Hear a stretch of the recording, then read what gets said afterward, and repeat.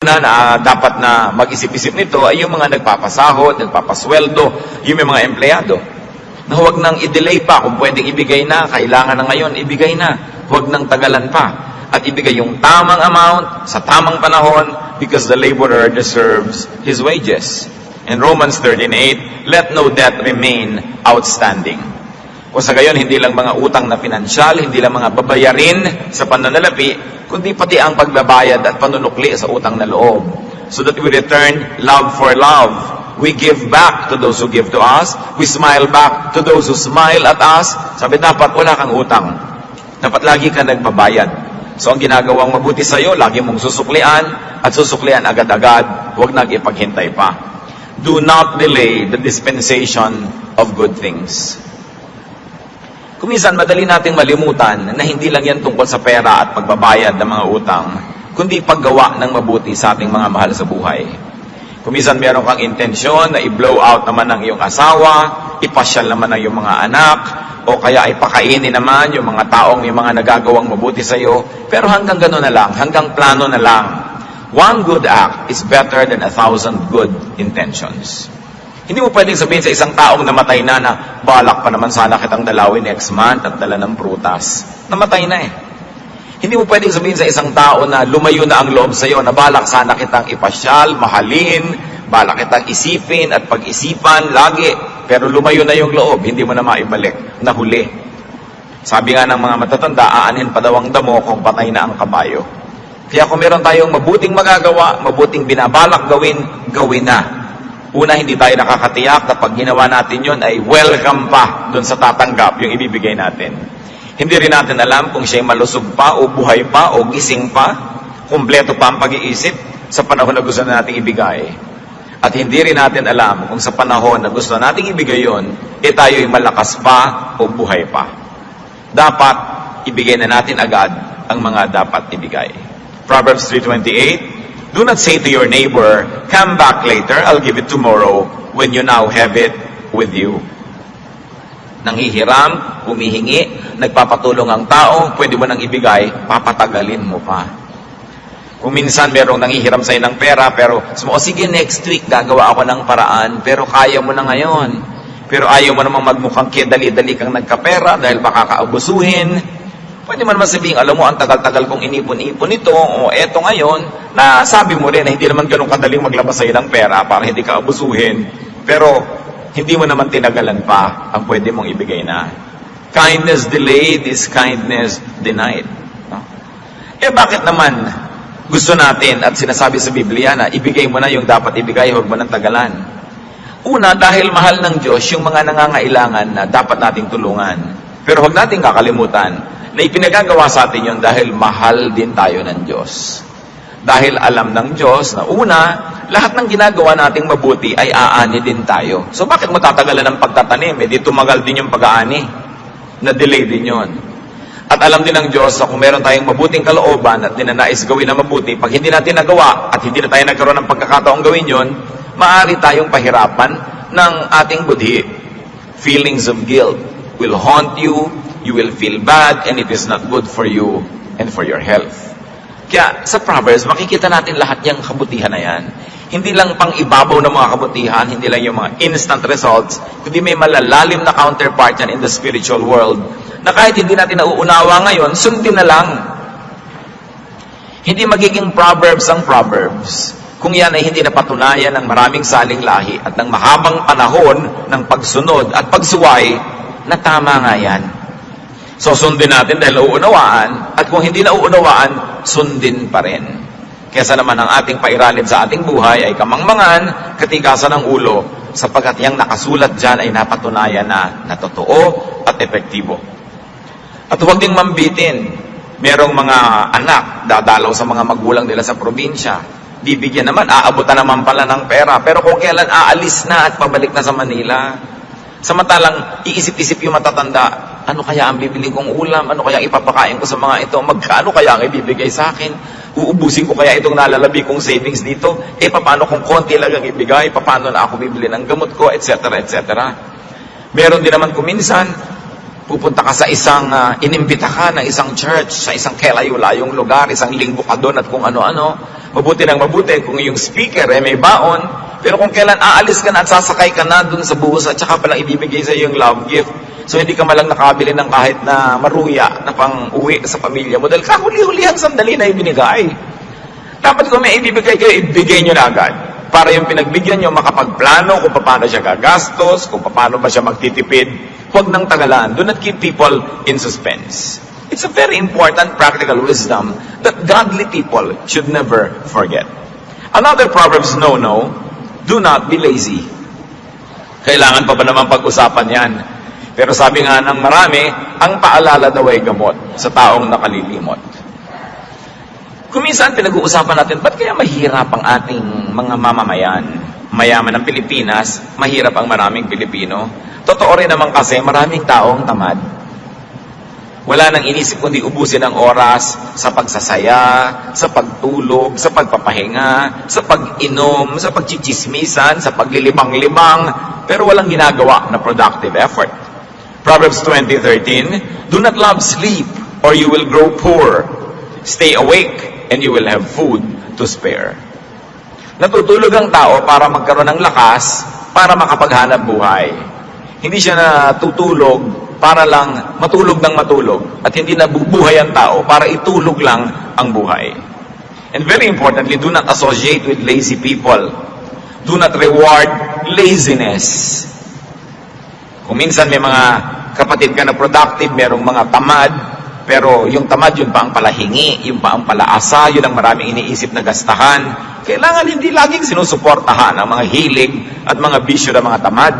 Sapagkat lalo lang silang nasasanay na magpakatamad at iasa ang kanilang buhay doon sa mga masisipag. True godliness will result in industry. It will result in us becoming very, very good and excellent and fruitful workers.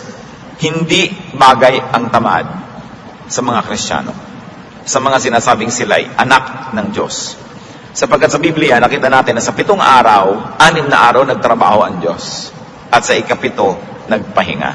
We've got to earn the bread we eat. We've got to earn the food we eat. Unless we're too old, too young, or too weak, we are not exempted from having to work. Kung minsan din nakikita mo, marami mga tao, hindi pa naman talaga mahina, nagre-retire na. Kaya tuloy nabibilis ang paghina. We can semi-retire, we can slow down a little bit, pero habang nabubuhay ang tao, mas magandang productive siya. Naghahanap buhay pa rin.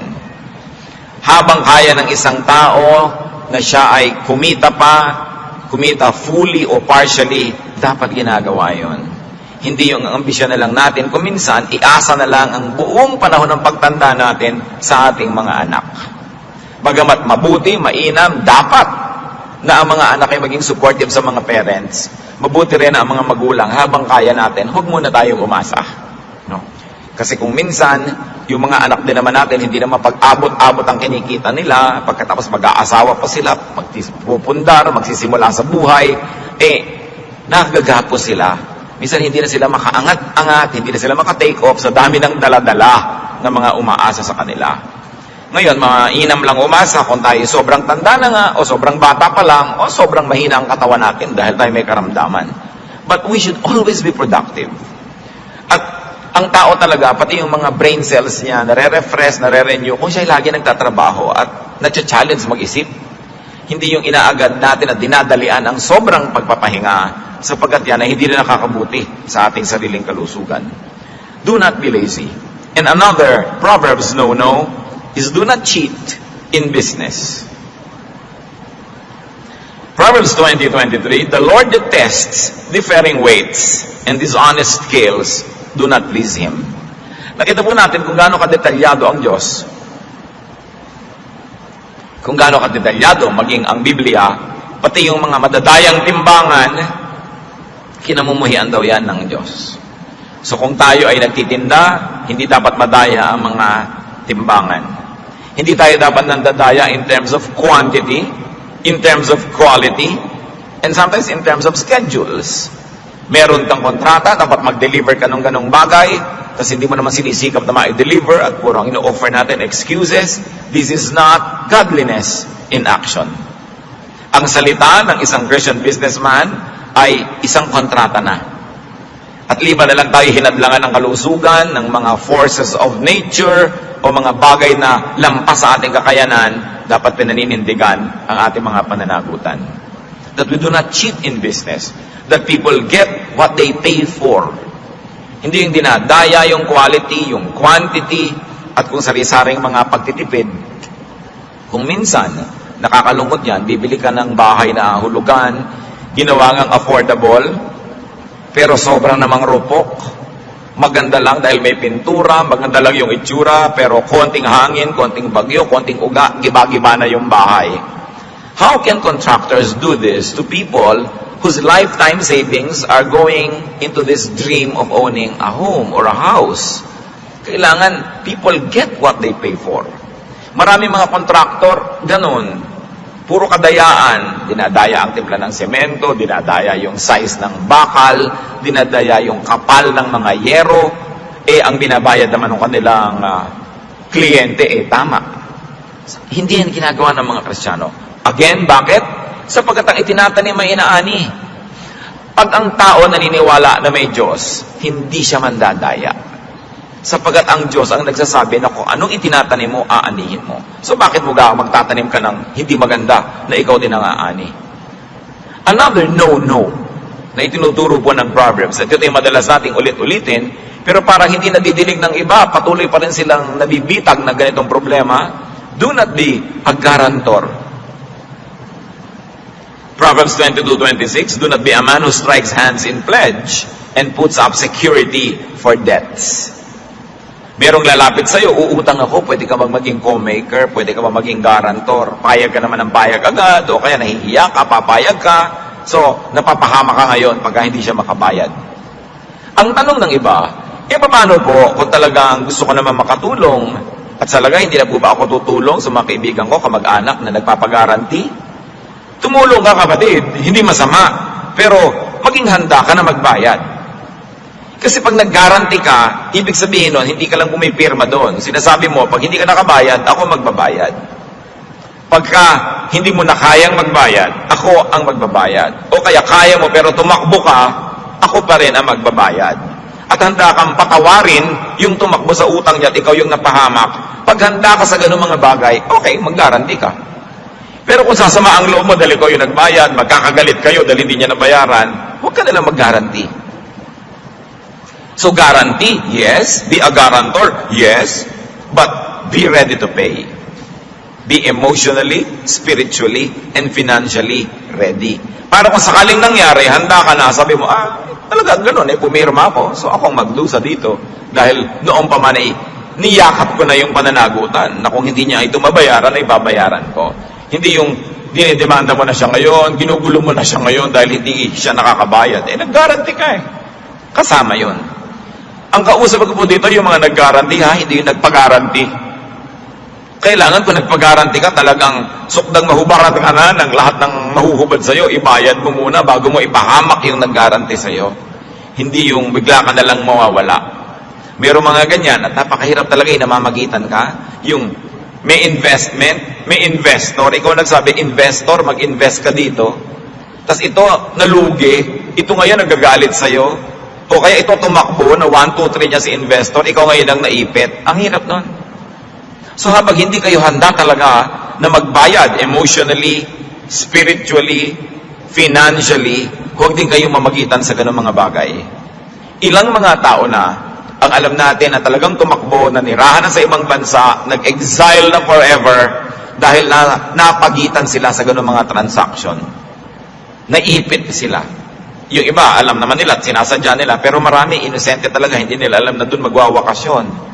Yung mga nag-i-invest naman, tatandaan ninyo, ang investment, may kakambal yan na peligro. Walang guaranteed income. Hindi tayo tiyak kung anong talagang kakasigurado ka nakikita ang investment. Kaya pag may lumalapit sa inyo, sir, ma'am, sister, brother, mag-invest ka dito, siguradong kikita ito. So, ang itatanong mo, love mo ba ako? O kaya kung hindi mo tanungin siya ng diretsahan, itanong mo sa sarili mo, love ba niya ako? Kasi kung ang sagot nyo, no or maybe, huwag kayong mag-invest. Bakit? Alam pala niyang tiyak na nakikita, ba't hindi niya ialok sa nanay niya, sa tatay niya, sa kapatid niya? Kasi yun ang mga love niya Ba't sa inyo? Doon pa lang mag-isip na kayo. Sure na sure ka pala Bakit hindi mo ba rin yung hikaw mo, ibenta mo at i-invest mo? Sure na sure ka pala, nakikita yung investment. Bakit bumili ka ng bagong kotse? Bakit meron kang bagong bahay? Bakit bumili ka ng bagong condo unit? Ba't hindi mo in-invest? Sure na sure ka pala, nadadami yung pera sa investment na yan. Kaya yung mga nadadaya, kasi din, nagpapadaya. Nagbubulag-bulagan. Yung mga nag-e-engganyo sa atin na mag-invest, tapos sabihin mo, ay, ang ganda ng bag niya, original na Gucci, original na ganito. Uy, ang ganda ng bahay niya, kabibili lang niya ng bagong kotse. Ang una niyong iisipin, hindi itong, wow, kumikita talaga ang investment niya. Hindi yon. Pinagkakakitaan kayo, kaya siya nakakabili. Yun ang isipin niyo. Pangalawa, huwag niyong isipin na kumikita talaga ang investment, kaya siya nakakabili. Kasi kung kumikita talaga yon, bawat perang hawak niya, i-invest niya rin. Dahil kumikita pala kasi ang mga tao umaandar kumisan sa atin yung inggit at kasakiman. Ang ganda ng bag niya. Siguro pag nag-invest ako sa ino-offer niya, makakabili din ako noon. Ang dami niyang cellphone, 5. So siguro ako makakapito pa ako, mag-i-invest din ako. Nakikita niyo, gasta ng gasta. Pakakaulit-ulitin ko, kung nakakatayak siya sa investment na ino-offer niya, hindi siya gagasta, i-invest niya yung pera doon. Pero ba't siya gastos ng gastos? Kasi meron siya mga nadidenggoy na mga tao. Tapos ngayon, iiyak-iyak ka pag tinakbuhan ka, iiyak-iyak ka pag hindi kumita yung investment mo. Hindi mo ba nakikita na sa high cost of living nitong ahente na ito o nitong namamagitan na ito, saan niya kukunin yun kundi sa mga taong tulad mo? Kaunting pag-iisip, makakaiwas tayo sa maraming dilubyo. So do not be a guarantor and do not believe people who always guarantee. Lagi akong may doubt sa ganyan. Yung nag-a-apply na driver, kaya mo ba na drive-in itong ganito? Opo, kayang-kaya ko yan. Pagka sinabi yung kayang-kaya, mag-doubt kayo. Dahil yung mga tunay na marurunong, tingnan nyo po, tingnan natin, sisikapin po natin.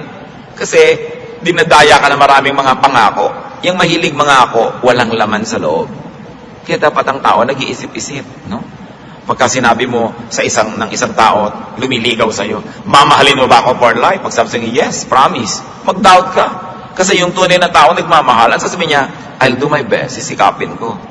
Dahil alam niya na pwede rin naman siyang matempt, pwede rin siyang magkulang. Yun ang mas honest na paraan at mas katanggap-tanggap at mas kapanipaniwala. Huwag tayo nagpapadala sa mga magagandang mga salita. Another no-no na itinuturo sa atin ng Proverbs, do not land grab.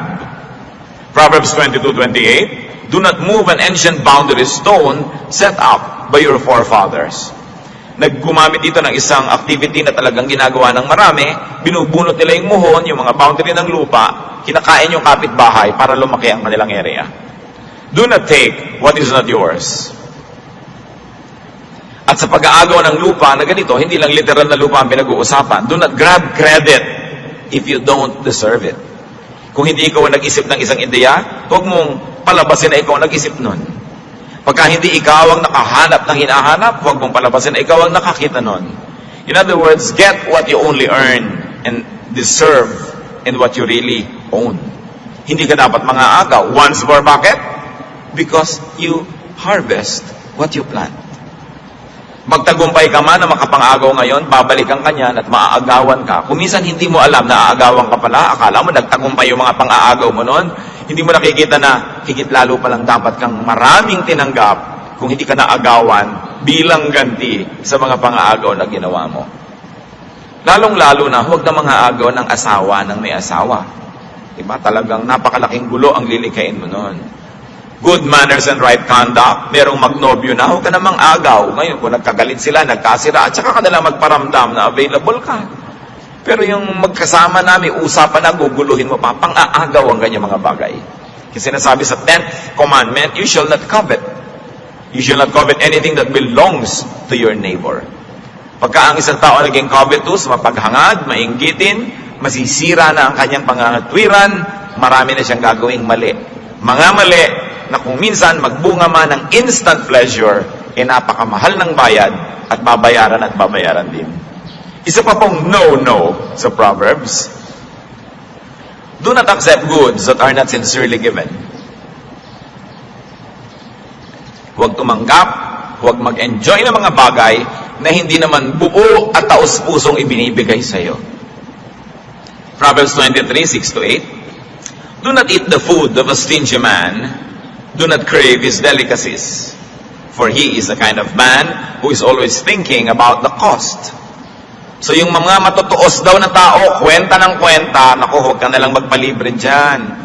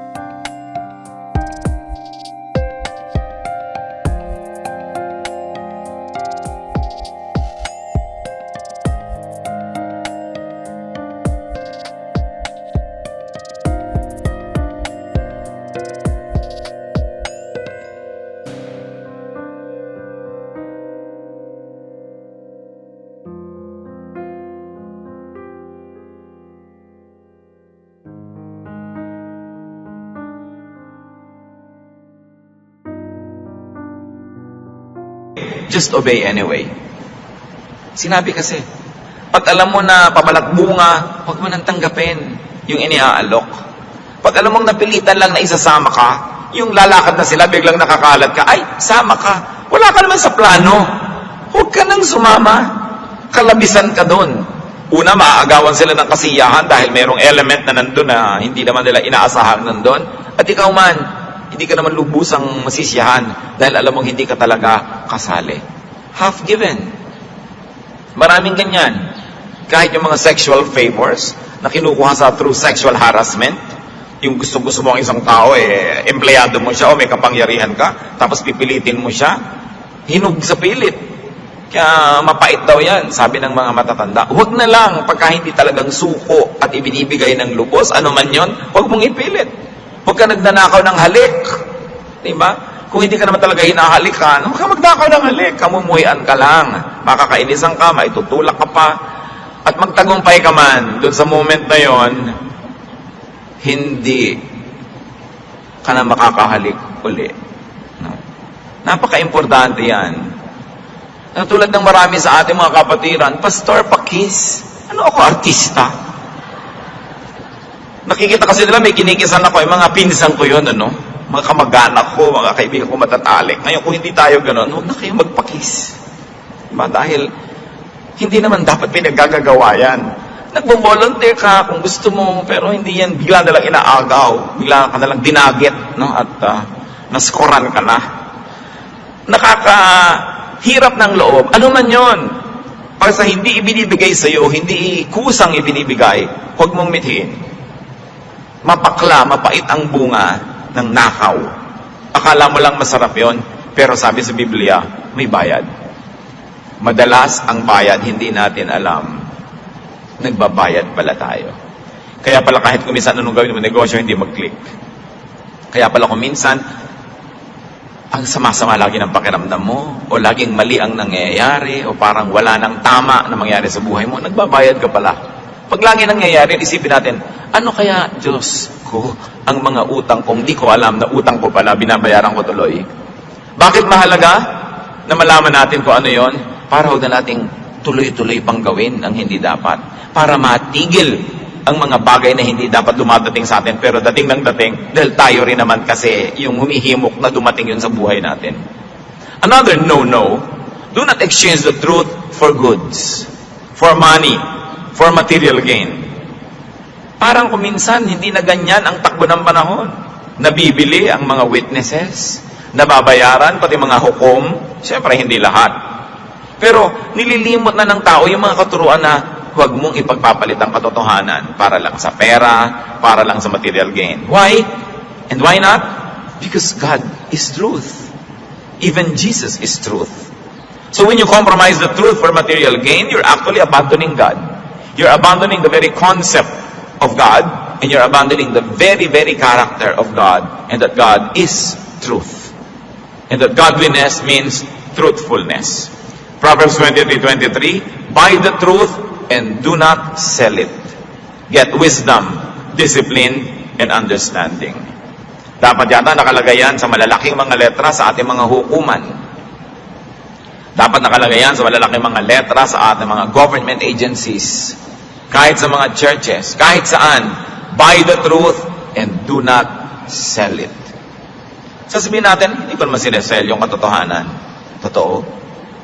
Pero kung minsan, kinakampihan natin yung makapangyarihan kahit sa sinungaling. We are selling the truth. We are selling out on our truthfulness. Kung minsan may naaaping isang tao na makatotohanan, makadiyos, hindi ka nalang kikibo. Kasi yung nangaapi, makapangyarihan, may pera, o may napapala ka sa kanya. That is a way of selling the truth. Nabebenta ang katotohanan, nabibili ang tao. Nagbubulag-bulagan siya sa kasinungalingan, o siya mismo ay nagsisinungaling, o hinahayaan niya na umira lang kasinungalingan dahil meron siyang napapala sa pagbubulag-bulagan at pagbibingi-bingihan. Pero isang uri ng pagtataksil sa Diyos, sapagat ang Diyos ay katotohanan. Ang mga taong makadiyos ay mabubuhay sa katotohanan, anuman ang maging halaga noon na dapat niyang ibayad. Kaya sabi, buy the truth. Meron kang ipapalit. Kung minsan hindi ka na-promote kasi truthful ka. Kung minsan hindi ikaw naging paborito kasi honest ka. Pero sabi niya, buy the truth and do not sell it. God is on your side when you do this. And we know that godliness is not always about instant gratification. Na ang tunay na mga kasiyahan sa piling ng Diyos ay hindi laging bigla-biglaan, kundi dumarating sa pangmatagalan in the long run when you run the race and finish it. Hindi tayo dapat mainipin sa gantimpala, lalong-lalo sa gantimpala sa mga nabubuhay sa katotohanan. Yung mga bigla-biglang mga gantimpala at mga sarap sa buhay, kadalasan, si Satan ang may offer niyan. Enjoy now and pay later. But the Lord and godliness is about building things up for the long haul. For the life that is way, way ahead. Hindi yung mga bigla-biglaan lamang. Sabi nga sa Tagalog, itong Proverbs 23:23, hanapin mo ang katotohanan, karunungan at unawa. Pahalagahan mo ang mga ito at huwag pababayaang mawala. It is a spiritual law. Once more, it can be mysterious. The meaning, the immediate value, and benefit is not always readily visible. Pero tulad ng nasabi na natin, salita ng Diyos, sundin. Whether or not we agree, whether or not we understand. Marami pa pong sinasabing no, no, no sa Proverbs, pero huli, sa pag-aaralan natin ngayon, do not enjoy now and pay later. Proverbs 21:31-35. Do not gaze at wine when it is red, when it sparkles in the cup, when it goes down smoothly. In the end, it bites like a snake and poisons like a viper. Your eyes will see strange sights, and your mind imagine confusing things. You will be like one sleeping on the high seas, lying on the top of the rigging. They hit me, you will say, but I am not hurt. They bit me, but I don't feel it. When will I wake up so I can find another drink?